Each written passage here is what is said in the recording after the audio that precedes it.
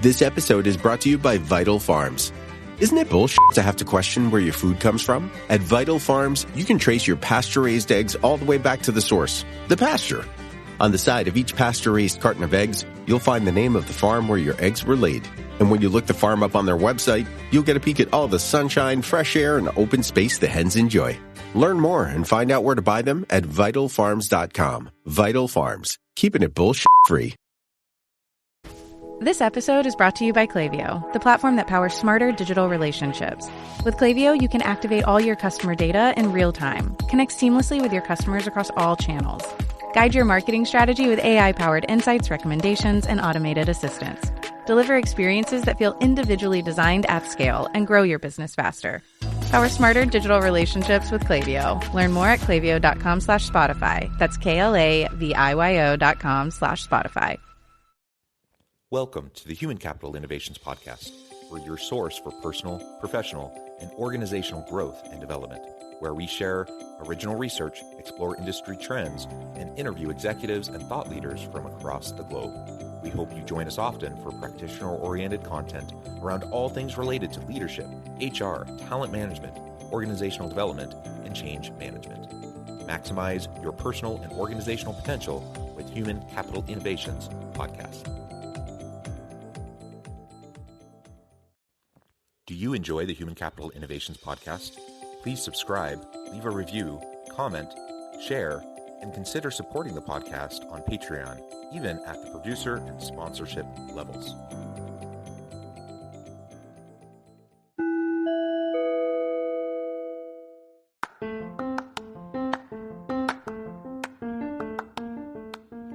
Welcome to the Human Capital Innovations Podcast. In this HCI podcast episode, I talk with Helle Bank Jorgensen about ESG insight and oversight and the steward of the future.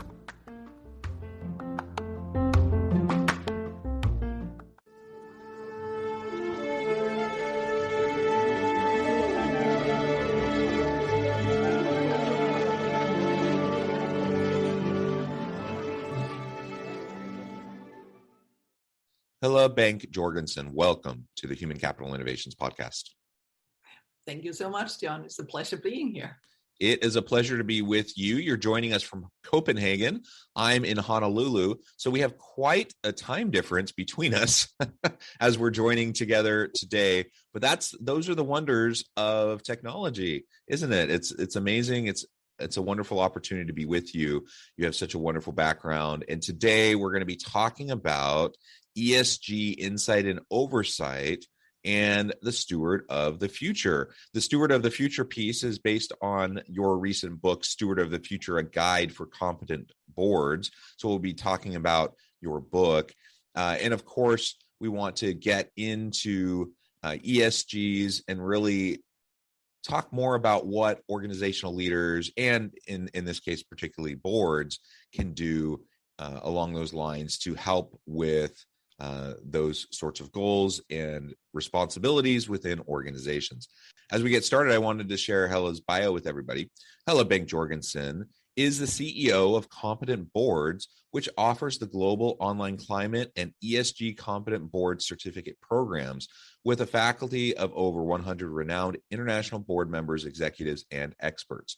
She has a 30-year track record in turning environment, social governance, climate and sustainability risks into innovative and profitable business opportunities. She works with many global Fortune 500 board members and executives, as well as smaller companies and investors. In 2021, she was chosen by the World Economic Forum as an expert for corporate governance, leadership, and emerging multinationals. In 2020, she was awarded the Global Impact Award and named one of 5 people in ESGs to look for. Ms. Bank Jorgensen is the author of the newly published book, Stewards of the Future, a guide for competent boards. What a fantastic background. It's a pleasure to be with you. Anything else you would like to share with listeners before we really dive on into the conversation? There's one thing that I'm very proud of, and that is that Stewards of the Future, the book, is now an Amazon bestseller in the category of corporate governance. So I'm very pleased with that. And apart from that, thank you for getting up so early in the morning to join me. And the fun thing here is that both of us were supposed to be, I guess, in the same time zone in North America. Now I'm in Europe, and you, I guess, US, but Hawaii. So here we are in 2D. Yeah. And it was fun getting to know you a little bit and chatting in the pre-interview. And it is funny. Yeah. Getting stuck in Honolulu.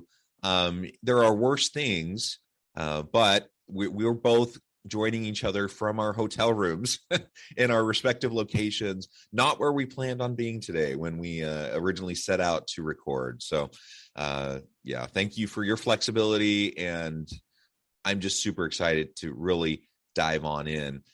So why don't you start by just framing out the book? Now, obviously, your whole organization, Competent Boards, is focused around this area, but why did you title it Stewards of the Future? And what do you see as some of the main attributes of stewards of the future in organizations? Thanks so much for that. So I started Competent Boards, so the company where we educate board of directors and executives, business professionals, investors, because I saw that we had this lack of the insight, the foresight in the boardrooms, and perhaps also all other places, to really make sure that we were getting the best value based on values out of all of these companies. And that was back in 2018. I started in 2019. We kickstarted this Competent Boards movement, actually in Europe, during the World Economic Forum in Davos. And John, I can tell you, there was not that many leaders at that point that thought that this was something that should be top of mind. That was something, yeah, of course, companies should do all of these, the right thing to do. But fewer really saw that this was something that should be on the board agenda.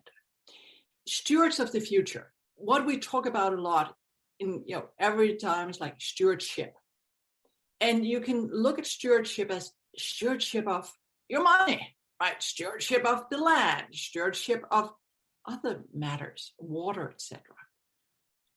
I wanted to see us as leaders, and yes, competent boards, so board of directors, but it goes for you and me as well. It goes for all of us.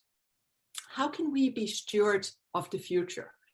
How can we, every time we make a decision, think about what's the impact of that decision, and therefore make sure that we are informed to make those informed decisions that we do every single time. And from a leadership perspective, I think it's more urgent now than ever. I couldn't help thinking back, if we go back to 2019, we had not heard about COVID. We did have a bit of a mental health pandemic at that point as well, but that have only gotten worse. And now we unfortunately have a war on our hand as well. So we have now the great resignation or reshuffling, depending on how you want to look at it. And now we have inflation and everything else.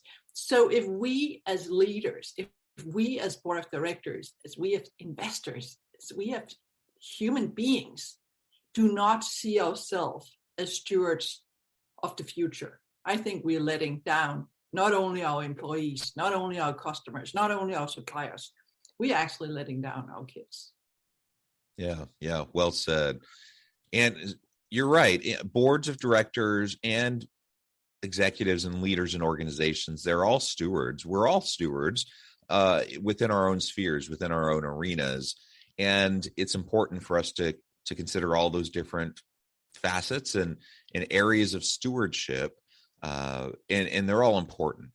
But I'm glad that you and your team are spending time and focusing on this and trying to elevate the dialogue around ESGs so that it can be more on the forefront for boards of directors and for senior leaders.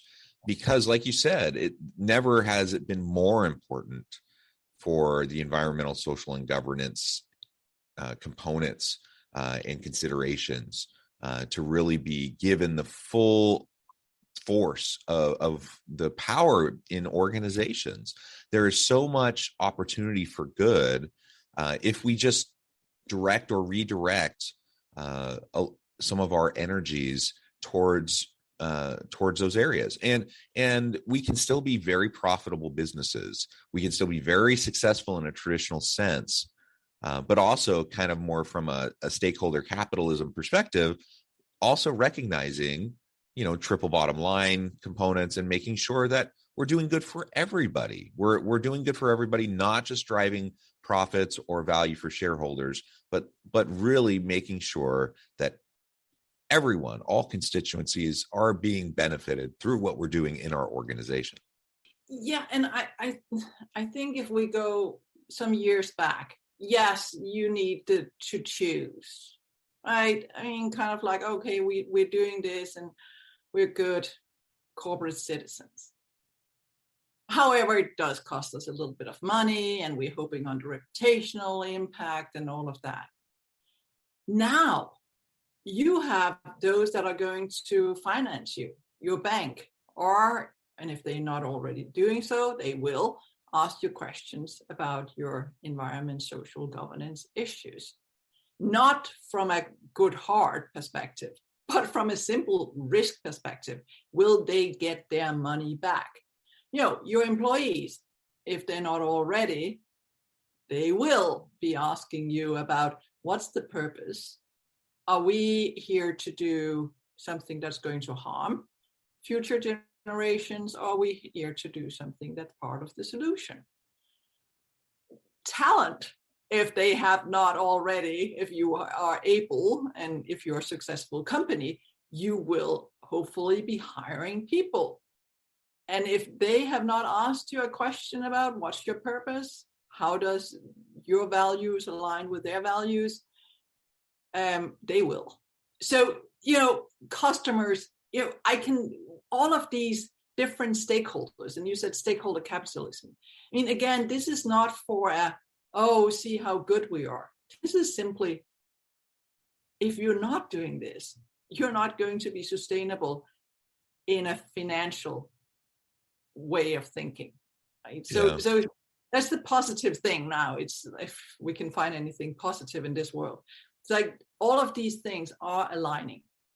Yes, John, you can find examples where you can tell me, well, but right now, oil and gas prices are going up and all of this. But at the end of the day, I think we are going to see so much scrutiny of the companies. We want to see leaders that care. We want to see leaders that care about the employees, the talent, their customers, the suppliers, all of these different stakeholders. And you can't fake that, right? Mm-hmm. Yeah. So it's kind of, it's a mindset. And that's what I'm hoping to do with the book.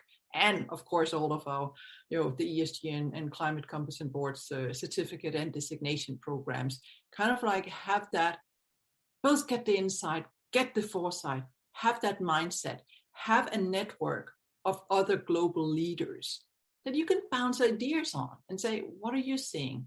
I just came from one of our alumni and faculty calls, and we're having these global dialogues on the things that's right now top of mind. And that value that gives to kind of like saying, oh, what are you hearing? What are you doing? What about your employees, etc.? And have that mindset. I think that's not only invaluable now, but simply, matter of fact for doing business in the 21st century. Yeah, absolutely. And to your point, the business case for this is very, very clear.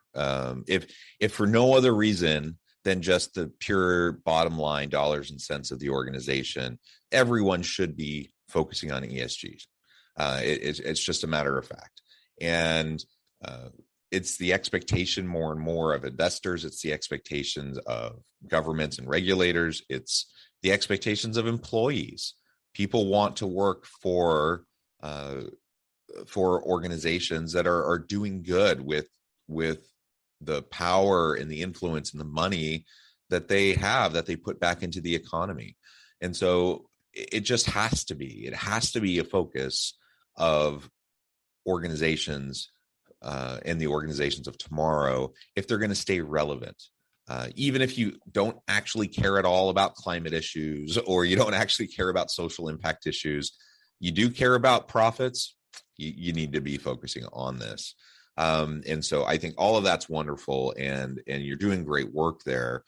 So I'm curious what some of the biggest challenges have been as you're working with executives and with those around the board table, as you're trying to help them understand the necessity and the practicality of focusing on ESGs.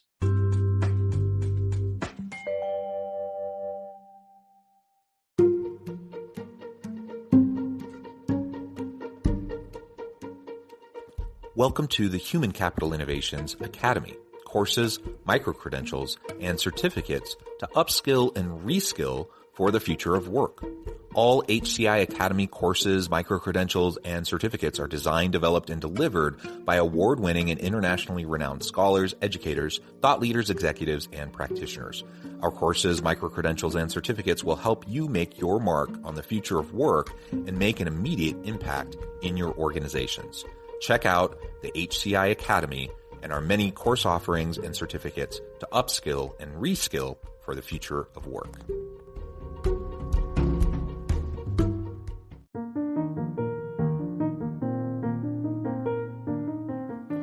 Check out our new weekly LinkedIn newsletter, Alchemizing Human Capital, exploring industry trends via original research and interviews with executives and thought leaders from across the globe. We look forward to having you join us.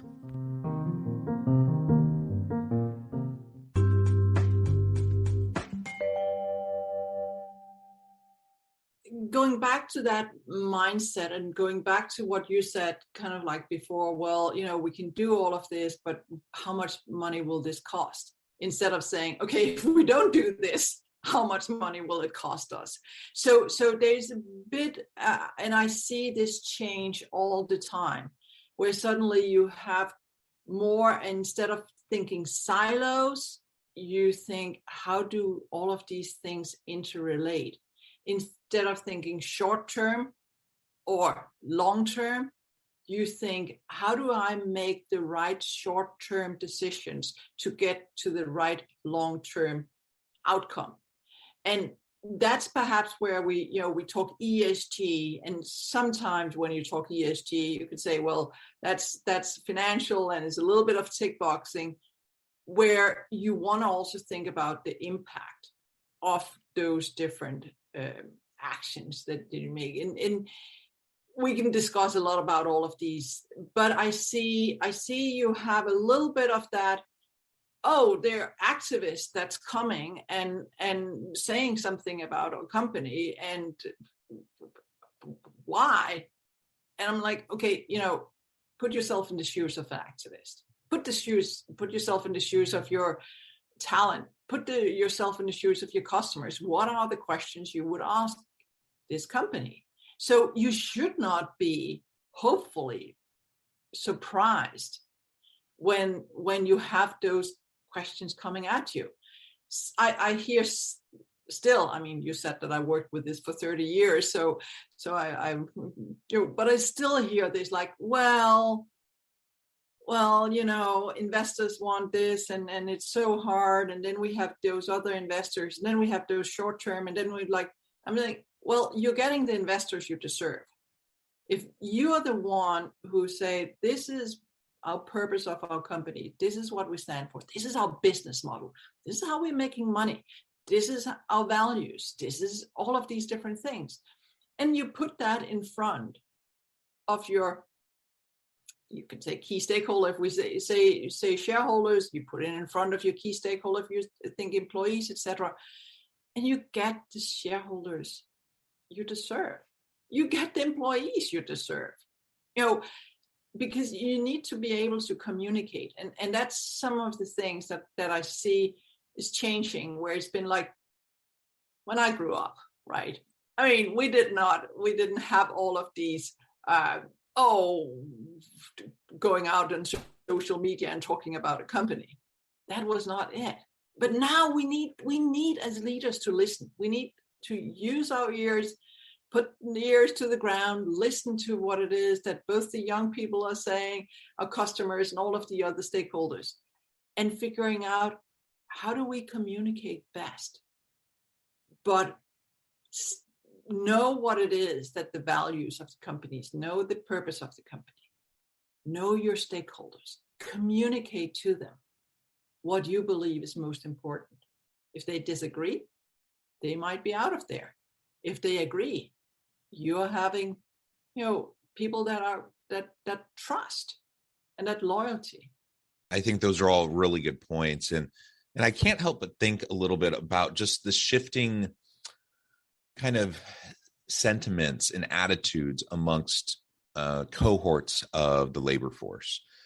So, you can't paint with too broad a brush. Obviously, everyone is different. Everyone has their unique perspectives and salient motivators. And so all of that, laying that out as a caveat up front, there also are some kind of common generational differences. And we know, for example, that younger millennial and Gen Z workers, they really not only want, but really demand a focus on social impact, ESGs, corporate social responsibility, ethical organizations. Like they really demand it. And if they don't see it, they're not working there. So you mentioned the great reshuffling, the great resignation, the great awakening, however we want to term it. That's one of the drivers for this population as a whole, is they're waking up and saying, wait a minute, the organization I've been working with, that I'm devoting the vast majority of my time, energy, passions, talent towards, isn't actually making the world a better place. I'm out of there. Now, there are other factors too. I don't mean to oversimplify, but that's one of the driving factors. And so then the question becomes, how do we get those perspectives of younger workers in the labor force into these executive positions, into the boardrooms that are largely made up of people, from Gen X and even baby boomers still. Not to say that they can't also share these values, but again, kind of collectively in the aggregate, as we're talking about meta trends, that seems to be the case. So how do we start to infuse boards with these kind of fresh, younger understandings of the world and attitudes? Some fresh perspectives. How we do it, of course, depends from company to company. Should they do it? Yes. How they can do it, everything from, in every single organization, if you have, hired younger people, you have someone there that often are more than willing to actually give you their opinion. And you can go out, have lunch, have a discussion, bring a round table, have that, instead of you think you're mentoring them, ask them to mentor you. And you can go out and have a small group of young individuals that use almost like an advisory board. Right? We are talking in terms of having these kind of like younger and say, okay, what do you think about this? There's one thing you should not do, and that's say, well, you know what? They don't really have the experience. You need to have much more experience. Yes, you can say that. And yes, you need to also have those with all of that experience. But I think one of the things that I really feel that we are leaving not only money on the table, but innovation on the table, and frankly, livelihoods on the table, is that if we don't listen, it's not saying everything that whoever says is what we're going to do, but you have that opportunity to have a touch point, you have that opportunity to have that dialogue, understand what are they thinking, and communicate what it is from the other end, and then actually give that task of saying, how can we do this better? There's nothing better than empowerment. But often we think, I'm pointing on myself, us older, still young, that, and we've tried it all. We know best. And I'm not going to say I'm good at this, because I think we all struggling in terms of really listening and really empowering. And then having that conversation. But especially, John, I think now where we have been through the whole COVID, and especially now where we have a mental health pandemic, especially now where it even perhaps worse with the latest climate report, and after that, the war in Ukraine, none of us are able to solve anything of this alone. All of us need to have fresh perspective in the boardroom. All of us need to rethink our supply chain. All of us need to rethink, how are we going to keep working from home? Are we going to do this in different ways? All of us need to rethink our relationship with our customers. And especially, we like it or not, but the youth are the future. So, if you want to be a sustainable company for the long run, well, listen to the future.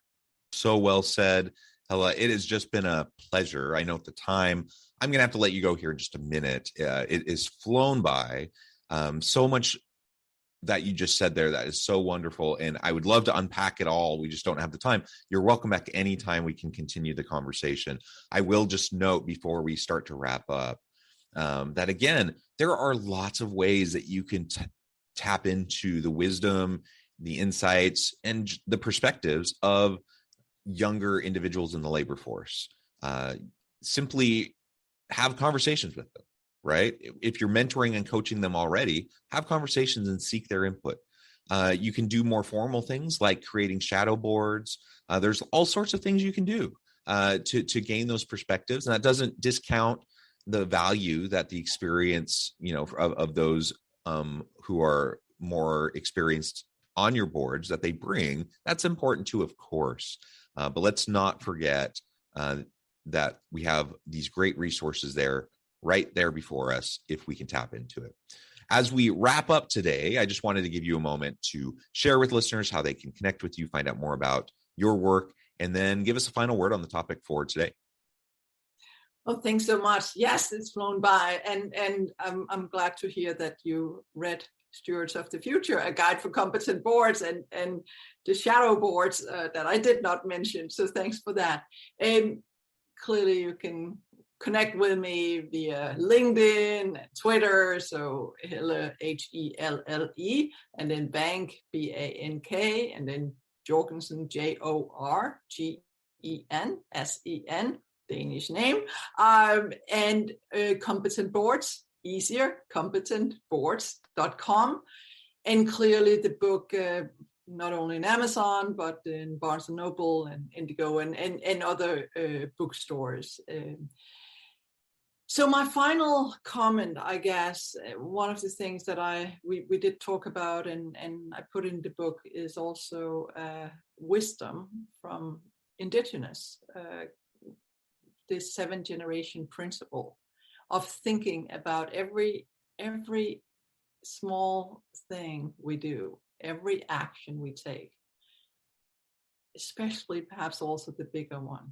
Think about what impact will that have 7 generations from now. So the 7 generations principles, and that is in essence being a steward of the future. I love it. Thank you so much. It has been a pleasure. I encourage listeners to reach out, get connected, find out more about what Helle and her team can do for you. Check out the book. And as always, I hope everyone can stay healthy and safe, that you can find meaning and purpose at work each and every day. And I hope you all have a great week.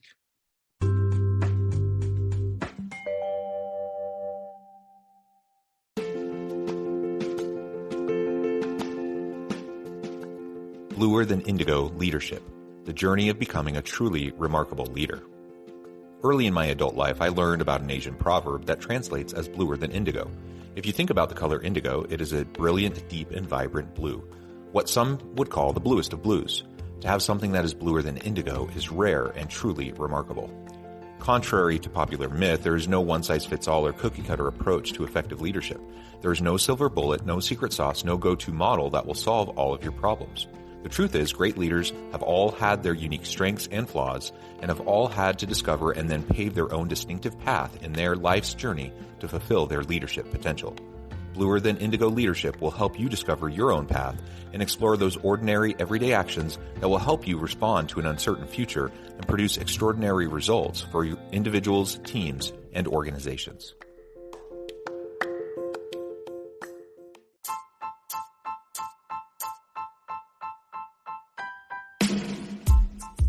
The alchemy of truly remarkable leadership. Ordinary, everyday actions that produce extraordinary results. Consider how the nature of work has shifted over the past 50 years. With increased globalization, rapid technological advancement, and the shift in economic composition, the average job of today looks very different than the average job of 50 years ago. What will the jobs and organizations of tomorrow look like? Moreover, what does this all mean for organizational leaders? What are the core competencies and capabilities of organizations and their leadership that are prepared for continued disruption and geopolitical and socioeconomic shifts? Regardless of what the future holds, increasingly, leaders need to be socially minded, data-driven, decisive, champions of talent, and disruptors of the traditional notions of leadership, teams, organizations, and work. The alchemy of truly remarkable leadership will help you to explore your own leadership competencies and capabilities and consider ways to apply and implement them into your workplace and personal life.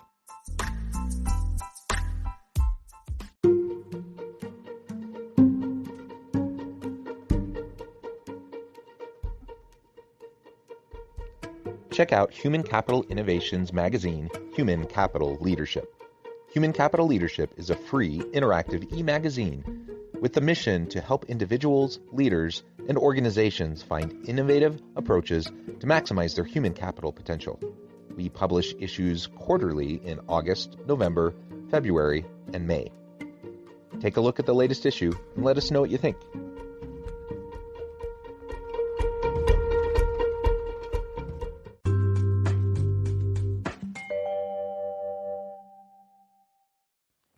Do you enjoy the Human Capital Innovations podcast? Please subscribe, leave a review, comment, share, and consider supporting the podcast on Patreon, even at the producer and sponsorship levels. Thanks again for joining us for this episode of the Human Capital Innovations podcast. I hope you stay healthy and safe and that you have a great week.